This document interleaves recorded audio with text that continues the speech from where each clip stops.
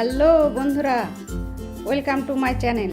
আজকে আমি ভেন্ডির আর একটা রেসিপি নিয়ে চলে এসেছি। আজকে আমি তৈরি করব চিংড়ি মাছ দিয়ে ভেন্ডি। তার জন্য আমি ভেন্ডিগুলোকে ছোট ছোট করে কেটে নিয়েছি। দেখতে পাচ্ছেন এখানে আমার 500 গ্রাম ভেন্ডি আছে। আর এখানে আমি 250 চিংড়ি মাছ নিয়েছি। চিংড়ি মাছটা একটু বড়, খোলসটা ফেলে দিয়ে পিঠের শিরাটাকেও আমি ফেলে দিয়েছি, ভালোভাবে ধুয়ে পরিষ্কার করে নিয়েছি। আর এখানে টমেটো কুচিয়ে নিয়েছি দুটো, আর 3টে এখানে পেঁয়াজ কুচিয়ে নিয়েছি। আর যে যেমন ঝাল খাবেন সে হিসাবে লঙ্কা নেবেন। আমি এখানে কিছুটা কাঁচা লঙ্কাকে চিড়ে নিয়েছি। প্রথমে মাছটাতে লবণ হলুদ মাখিয়ে নিলাম। এরপর গ্যাসে কড়াই চাপিয়ে পরিমাণ মতো আমি তেল দিয়ে দিব। তেলটা গরম হলে আমি প্রথমে চিংড়ি মাছটাকে ভাজবো।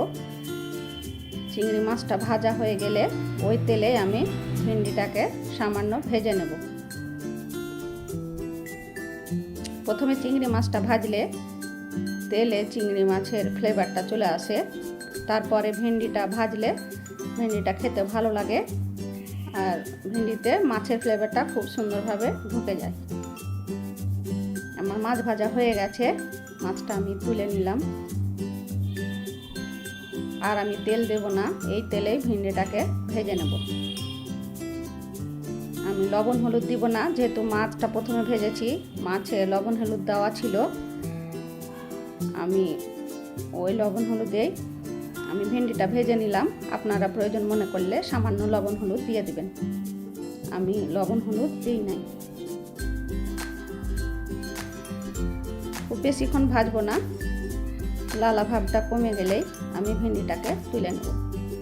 দেখুন একটা একটা হয়ে গেছে, সলসলে ভাবটা চলে গেছে। এরপর তুলে নিলাম। ওই কড়াইয়ে আমি আর কিছুটা তেল দিলাম, দিয়ে আমি ফোড়নে দিচ্ছি শুকনো লঙ্কা আর কালো জিরে। ফোড়নটাকে সামান্য কিছুক্ষণ ভাজবো। সেন্ট বের হলেই আমি বেশ অনেকটাই পেঁয়াজ কুচনো দিয়ে দিলাম। পেঁয়াজটা একটু বেশি দিবেন, ভেন্ডিতে পেঁয়াজটা ভালো লাগে খেতে। পেঁয়াজটাকে আমি ব্রাউন করে সামান্য আগে ভেজে নেব।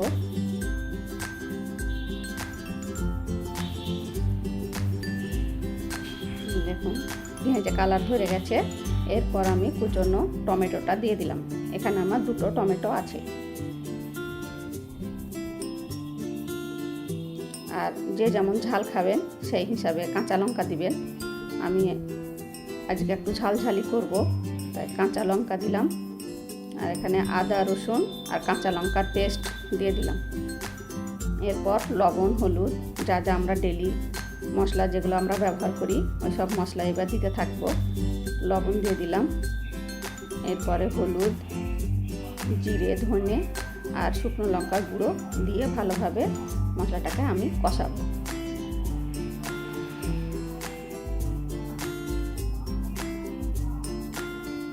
আমি প্রথমে বলেছি আজকে আমি ভেন্ডিটা একটু ঝাল ঝাল তৈরি করছি।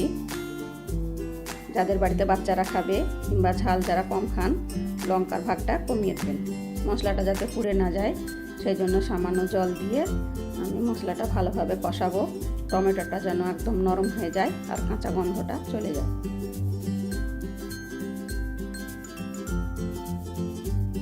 টমেটোটা নরম হয়ে গেছে। এরপর আমি ভাজা চিংড়ি মাছটাকে দিয়ে দিলাম। চিংড়ি মাছটা দিয়ে ভালোভাবে মিক্স করে নিব। এরপর ভেন্ডিটাকে দিয়ে দেব। ভেন্ডিটা দিয়ে ভালোভাবে মশলার সঙ্গে ভেন্ডিটা কষিয়ে নেব।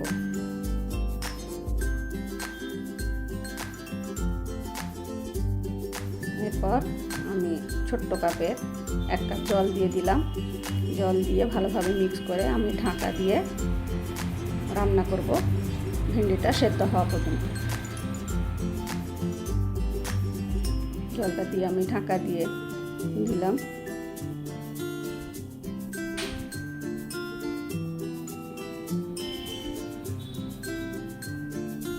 মাঝে আমি ঢাকনা তুলে একবার নাড়িয়ে দিব। আপনারাও ঢাকনা তুলে একবার করে নাড়িয়ে দিবেন, নইলে যেহেতু জল অল্প দেওয়া আছে নিচে লেগে গেলে স্বাদটা নষ্ট হয়ে যাবে।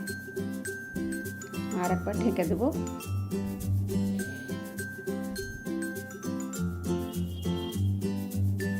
দেখুন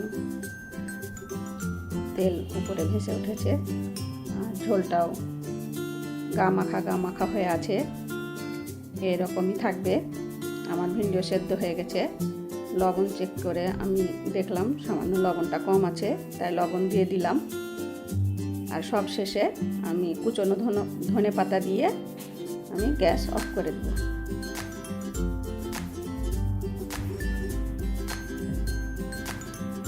ভেন্ডির সঙ্গে চিংড়ি মাছের এই রেসিপিটা ভীষণ ভালো লাগে ভাতের সঙ্গে খেতে। সাদা ভাত দিয়ে খাবেন, খুব ভালো লাগবে। দেখুন আমি যেভাবে নামাচ্ছি, গ্রেভিটা গা মাখা হয়ে আছে। এই একটা পদে এক থালা ভাত খাওয়া হয়ে যাবে, আর অন্য কোনো পদ লাগবে না। আশা করছি আপনাদের এই রেসিপিটা পছন্দ হবে। পছন্দ হলে লাইক করবেন, কমেন্ট করবেন, বন্ধুদের মাঝে শেয়ার করবেন, আর আমার চ্যানেলটাকে অবশ্যই সাবস্ক্রাইব করবেন। ভালো থাকবেন, সুস্থ থাকবেন, আবার দেখা হবে।